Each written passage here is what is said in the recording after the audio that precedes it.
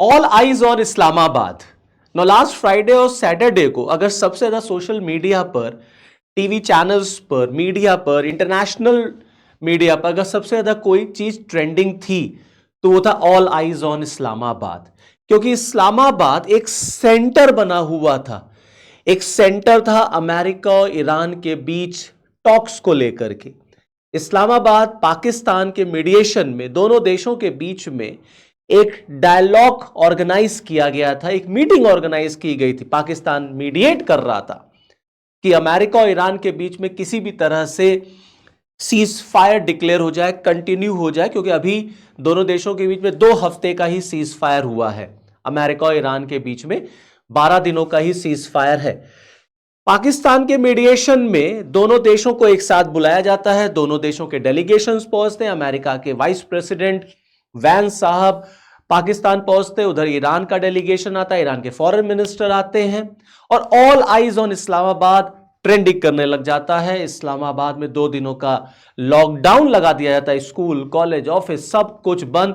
High alert पे था इस्लामाबाद कि दोनों देशों के डेलीगेशंस एक जगह बैठेंगे और बहुत फ्रूटफुल डायलॉग होंगे, बहुत फ्रूटफुल टॉक्स होगी और फाइनली पाकिस्तान सारा क्रेडिट ले जाएगा और पाकिस्तान दुनिया भर में ये अपनी इमेज दिखाएगा कि पाकिस्तान ने विश्व गुरु की जगह ले ली है और पाकिस्तान अब दुनिया में बड़े बड़े जो इश्यूज होते हैं उनको वो सॉल्व कराता है। लेकिन इस ऑल आइज ऑन इस्लामाबाद की हवा निकल गई और ये जो ऑल आइज ऑन इस्लामाबाद था वो टोटली फेल हो गया, क्योंकि जो टॉक्स होनी थी, जो टॉक्स का रिजल्ट आना था वो जीरो आया। तो जो टॉक्स हो रही थी अमेरिका और ईरान के बीच में, that talks has totally failed. उसका कोई कंक्लूजन नहीं निकला। पूरा नेगोशिएशन 21 घंटे तक ये डायलॉग चले, बातचीत चली दोनों देशों के बीच में, लेकिन उसका कोई रिजल्ट नहीं निकला। अब रिजल्ट निकलेगा भी कैसे?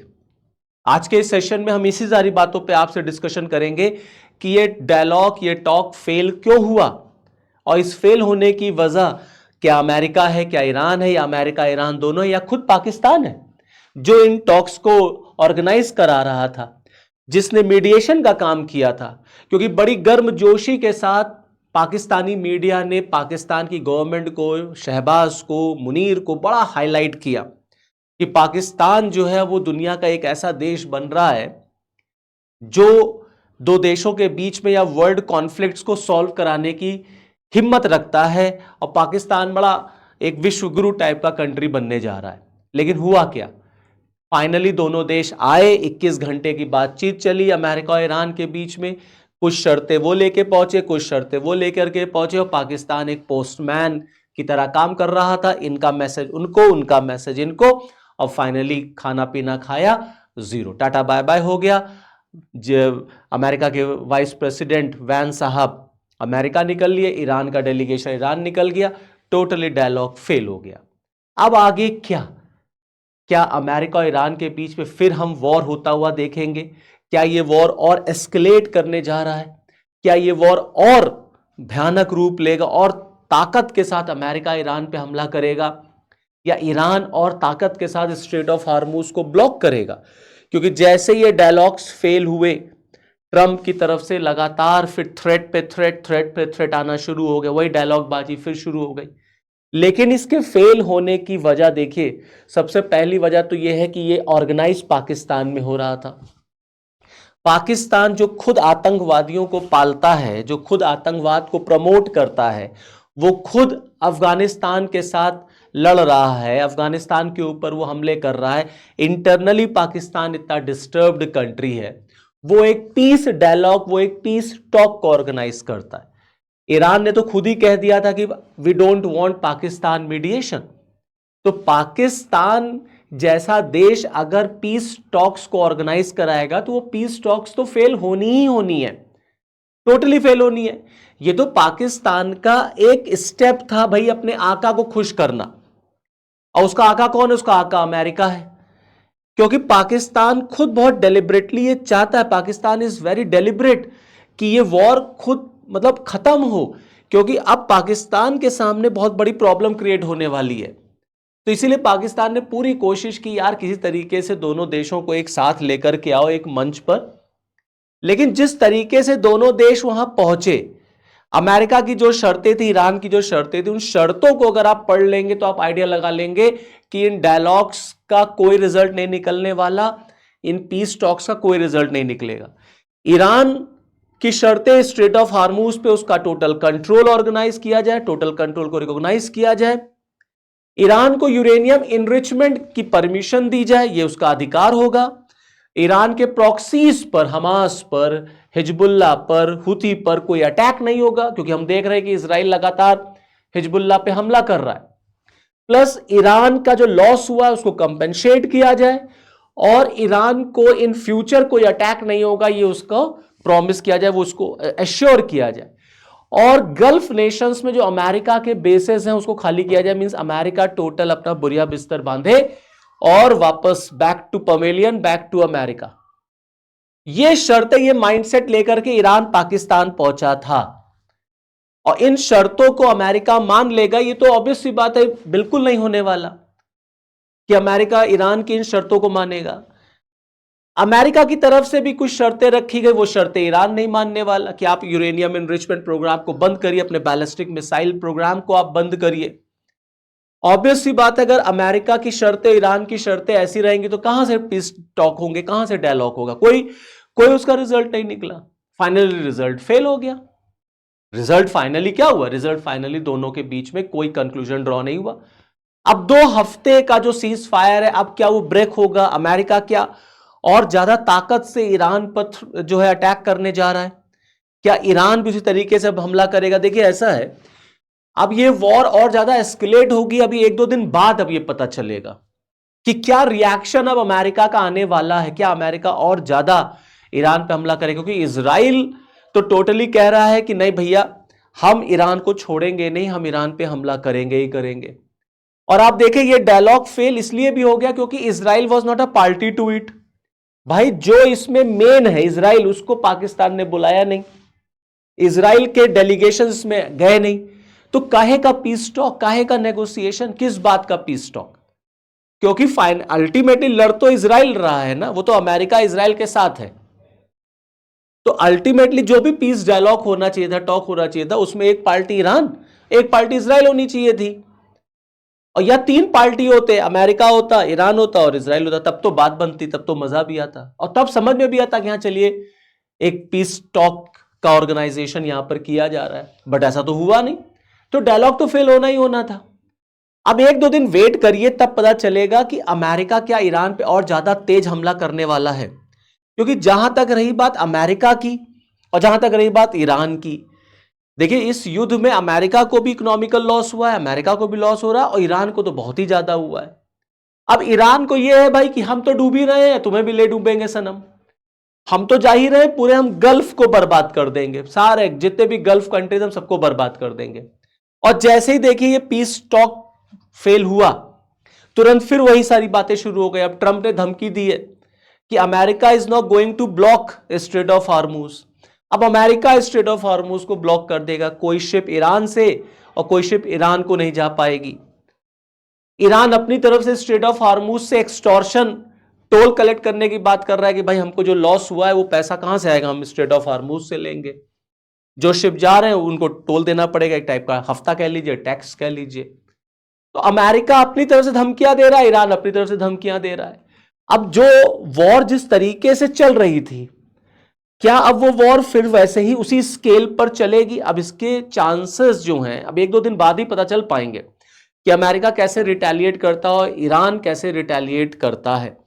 देखिए अमेरिका क्यों आया इस डायलॉग पर, इस पीस टॉक पर क्यों आया? क्योंकि अमेरिका के अंदर मिड टर्म इलेक्शंस होने ही हम सब जान रहे हैं। अमेरिका में मिड टर्म्स इलेक्शन होने जा रहे हैं, और इस मिड टर्म इलेक्शन में ट्रंप की जो पॉपुलैरिटी है वो लगातार अमेरिका में गिरती चली जा रही है, लगातार उनकी पॉपुलैरिटी गिर रही है। यहां तक कि अमेरिका के अंदर उनके खिलाफ विरोध प्रदर्शन हो रहा है, और लोग यहां तक कह रहे हैं that Trump is the worst president ever. Trump जैसा दुष्ट राष्ट्रपति और ट्रंप जैसा बेकार राष्ट्रपति अमेरिका में आज तक नहीं हुआ, ये अमेरिकन्स कह रहे हैं। तो अमेरिका को ऑब्वियस सी बात है, कहीं ना कहीं ट्रंप को यह रियलाइज हुआ कि भाई हमको कुछ तो अब पीस टॉक करना पड़ेगा जिससे कि हम यहां से इस वॉर से एग्जिट कर सके, हम निकल सके। तो अमेरिका की तरफ से सीज फायर का एक ऑफर आया गया, उसे पाकिस्तान को बीच में ले आ दिया गया कि यार तुम देखो जरा, तुम बात करो ईरान से और मेरा मैसेज पहुंचाओ कि जो है 2 हफ्ते का सीज फायर करते हैं और इस बीच में बातचीत करते हैं, कोई रास्ता निकालते हैं और इस युद्ध को खत्म करते हैं यहीं पर। अब अमेरिका ये चाहता है कि जो डायलॉग इस वॉर से पहले चल रहे थे, भाई अमेरिका और ईरान के बीच में नेगोशिएशंस, डायलॉग्स तो हो ही रहे थे, वो डायलॉग पे कुछ बातें कंक्लूड हो रही थी, कंक्लूजन ड्रॉ हो रहा था कि अमेरिका ने अटैक कर दिया, अमेरिका इजराइल ने ईरान पर 28 फरवरी को। अब अमेरिका ये चाहता है कि नहीं, उन्हीं डायलॉग्स पे हम फिर से बातों को कंटिन्यू करें। Then what was the purpose of attacking Iran? फिर ईरान पे आपने हमला ही क्यों किया जब आपको उन्हीं बातों पर फिर से डायलॉग कराना है, फिर से आपको वापस आना है उन्हीं बातों को? तो ये सारी बातें हैं जो अमेरिका इस पूरे युद्ध में एक बुरी तरीके से फंस चुका है, क्योंकि अमेरिका को भी इकोनॉमिकल लॉस हो रहा है। जहां तक रही बात ईरान की, ईरान के पास ऑब्वियस सी बात है इतनी कैपेसिटी नहीं है कि ईरान बहुत लंबे समय तक अमेरिका से लड़ पाए। इकोनॉमिकल उसको पूरा लॉस हो रहा है और पूरी तरीके से ईरान बर्बाद हो रहा है, इसमें पूरी तरीके से ईरान बर्बाद हो रहा है। फिर ईरान अपने आप को फिर से रिस्टैब्लिश नहीं कर पाएगा। लेकिन अब ये ईरान दिखाने के लिए कि नहीं, हम आपसे at last, till the last breath हम आपसे लड़ सकते हैं, अंतिम सांस तक हम लड़ेंगे, तो ईरान जो है वो अमेरिका से लड़ रहा है। अब जहां तक रही बात पाकिस्तान की, देखिए पाकिस्तान को ये वॉर जो है जितनी देरी तक चलेगा, जितनी लॉन्ग ड्यूरेशन तक, पाकिस्तान को उसमें लॉस है, नुकसान है। पाकिस्तान ये चाहता है भैया ये युद्ध जल्द से जल्द खत्म हो जाए, क्योंकि अब पाकिस्तान इस वॉर में इन्वॉल्व होगा और बहुत बुरी तरीके से फंस चुका है पाकिस्तान। अब आप पूछेंगे कैसे? देखिए, ये है ईरान, ये है पाकिस्तान, बॉर्डर लगता है ईरान और पाकिस्तान का, ओके। एक तो बॉर्डर लगता है, तो ऑब्वियस सी बात है अगर आपका बॉर्डरिंग कंट्री जो है वो कोई इस तरीके से वॉर में इन्वॉल्व है तो उसका इंपैक्ट आप पर भी पड़ेगा। दूसरा सबसे इंपॉर्टेंट पॉइंट आप देखिए कि पाकिस्तान का सऊदी के साथ डिफेंस पैक्ट है, डिफेंस पैक्ट, और जिसमें यह कहा गया था कि एक पर हमला यानी दोनों पे हमला। ईरान लगातार सऊदी पे हमला कर रहा है, लगातार एयर बेसिस पे, जो अमेरिकन एयर बेसिस है वहां पर, उस पे वो हमला कर रहा है। और पाकिस्तान ने अभी तक सऊदी का साथ नहीं दिया इस वॉर में। इसीलिए पाकिस्तान ये चाहता था यार ये वॉर खत्म हो जाए तो हमसे सऊदी क्वेश्चन नहीं पूछ पाएगा कि तुम अभी तक हमारे साथ हमारी हेल्प के लिए क्यों नहीं आए। अब क्योंकि ये पीस टॉक फेल हो गया है, so Pakistan will have to take a step and Pakistan will have to take a decision, और जो कि पाकिस्तान ने लिया। अब पाकिस्तान को सऊदी की हेल्प के लिए जाना ही पड़ेगा, जाना ही पड़ेगा। Pakistan will be force to come in the war. और अगर पाकिस्तान सऊदी की हेल्प करेगा तो देखिए न्यूज क्या चल रही है, पाकिस्तान ने डिप्लॉय किए हैं फाइटर जेट्स और 13,000 troops to Saudi in between US Iran ceasefire talks fail. अपने फाइटर जेट्स और 13,000 ट्रूप्स को सऊदी भेज रहा है, पाकिस्तान डिप्लॉय कर रहा है, क्योंकि अब पाकिस्तान को सऊदी की हेल्प करनी ही पड़ेगी अगेंस्ट ईरान। और आप सऊदी की तरफ क्यों जाएंगे? क्योंकि आप एलाई हैं अमेरिका के, आपका तो आका अमेरिका है ना। तो अगर आप अमेरिका के खिलाफ ईरान की हेल्प करेंगे तो फिर कैसे काम चलेगा? तो आपको तो अमेरिका के ही साथ जाना है। तो सऊदी के लिए ईरान आ गया। देखिए, अब सऊदी के लिए अगर पाकिस्तान हेल्प करने के लिए आया तो इसका मतलब that Pakistan is against Iran, और जब पाकिस्तान होगा ईरान के खिलाफ तो ईरान की मिसाइलें पाकिस्तान पर भी गिरेंगी, ईरान की मिसाइलें पाकिस्तान पर भी अब गिरने वाली हैं। और दूसरी तरफ आप देखेंगे तो इजराइल है वो मान ही नहीं रहा है, लगातार वो लेबनान पे हमला किया जा रहा है। और इस पीस टॉक में ये भी था कि जो लेबनान है उसको भी सीज फायर में इंक्लूड किया जाए, और अमेरिका ने कहा, पहले ही कह दिया अमेरिका ने, that Israel and Lebanon issue is a separate issue. Israel मान ही नहीं रहा, इजराइल कह रहा है हम जब तक हिजबुल्लाह को खत्म नहीं कर देते तब तक हम अटैक करते रहेंगे। हजारों में लोग मारे जा रहे हैं लेबनान में, और इजराइल लगातार अटैक कर रहा है। 10 मिनट में 100 मिसाइलें उसने गिरा दी लेबनान के ऊपर। अब एक इजराइल का जो मोटिव है, देखिए लेबनान का जो उसका मोटिव है, अब आपको मैं अगर बताऊं तो आप ये देखें, this is your Lebanon, okay. ये आपका देखिए ये आपका लेबनान है, ठीक है, ये आपका इजराइल है। अब जो इजराइल है वो जो लितानी रिवर है, जो ये आप लितानी रिवर देख रहे हैं, इस लितानी रिवर के आसपास ये देखिए, ये जो लितानी रिवर है, मैं मार्कर चेंज कर लूं, ये देखिए, ये जो लितानी रिवर है, इस लितानी रिवर, ये बेरूत के आसपास पूरा इजराइल हमला कर रहा है। बेरूत के आसपास सिविलियंस भी मारे जा रहे हैं, उसमें सिविलियंस भी मारे, बच्चे मारे जा रहे हैं। और ये जो बेरूत के आसपास हमला हो रहा है, अब इजराइल अपने एरिया को बढ़ा करके वो इतना पूरा एरिया ऑक्यूपाई कर लेना चाहता है, इतना, और इस पूरे एरिया को बफर जोन बनाना चाहता है। ये बफर जोन, यहां पे कोई भी इस्टेब्लिशमेंट नहीं होगा, जो भी सिविलियन इस्टेब्लिशमेंट होगा वो लितानी रिवर के ऊपर होगा। अब आप देखिए, इजराइल यहां से बढ़ता हुआ यहां चला आएगा लितानी रिवर तक, और वो लगातार अटैक कर रहा है हिजबुल्लाह के ऊपर, लगातार अटैक। तो इजराइल को तो इस सीज फायर से कोई लेना ही देना नहीं है, वो तो कह रहा है हम इस सीज फायर कोई नहीं मानते जो 2 हफ्ते का हुआ है। तो अब इस सीज फायर के बाद क्या, अमेरिका ईरान पर फिर से तेजी से हमला करेगा? देखिए, सीज फायर तब सक्सेसफुल होता जब एक पार्टी पूरी तरीके से जीत जाती और वो अपनी शर्तों को दूसरी पार्टी पर इंप्लीमेंट करा दे, या जो दोनों पार्टीज लड़ रही हैं उनको अकल आ जाए कि नहीं यार, दोनों का लॉस हो रहा है, आओ चलो कुछ कॉम्प्रोमाइजिंग स्टेज में आते हैं, कुछ कॉम्प्रोमाइजिंग स्टेज में है। या जो पार्टी बुरी तरीके से हार रही है वो सप्रेस्ड हो जाए, वो सकम्ड हो जाए, वो कॉम्प्रोमाइज कर दे, वो सरेंडर कर दे। यहां तो अमेरिका और ईरान दोनों ही सरेंडर करने को नहीं तैयार है। अमेरिका का ईगो अलग हर्ट हो रहा है, ईरान का ईगो अलग हर्ट हो रहा है। ईरान तो तैयार है, कह रहा है देखो यार, हमारा तो सब अब बर्बाद हो गया, खत्म हो गया, हमारे सारे इंफ्रास्ट्रक्चर्स खत्म हो गए, बहुत इकोनॉमिकल लॉस हुआ है, प्लस हमारे जो सुप्रीम लीडर्स वगैरह थे वो भी खत्म हो गए। एक स्कूल पे हमला कर दिया आपने, कितनी इनोसेंट बच्चियों को आपने मार दिया, स्टूडेंट, छोटे छोटे बच्चे थे जिनको मार दिया गया। तो ईरान तो अब कह रहा है अब सब खत्म ही है हमारा, तो हम तो अब जा रहे हैं, हम जाएंगे तो हम सबको लेकर के जाएंगे, सऊदी, कुवैत, बहरीन, कतर, ये सब जाएंगे, ये सब हमारे साथ जाएंगे।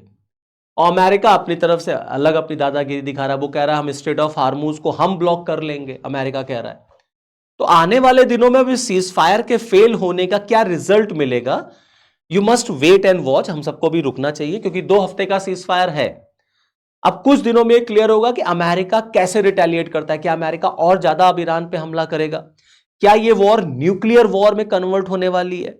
क्या अमेरिका न्यूक्लियर बम जो है वो ड्रॉप करेगा ईरान के ऊपर? ईरान किस तरीके से रिटेलिएट करेगा? क्या ईरान पूरी तरीके से सरेंडर करेगा?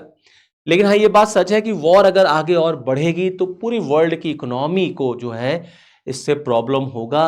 केवल अमेरिका और ईरान की इकोनॉमी नहीं, पूरी दुनिया की इकोनॉमी बर्बाद होगी, पूरा यूरोप बर्बाद होगा, पूरा एशिया बर्बाद होगा, इन्फ्लेशन बढ़ेगा, महंगाई बढ़ेगी। इसलिए यूरोपियन कंट्रीज और इंडिया, हम भी ये मानते हैं कि ये वॉर जल्द से जल्द खत्म होनी चाहिए और कोई कॉन्क्रीट, कोई कंस्ट्रक्टिव सीज फायर पर दोनों पार्टीज को आना चाहिए।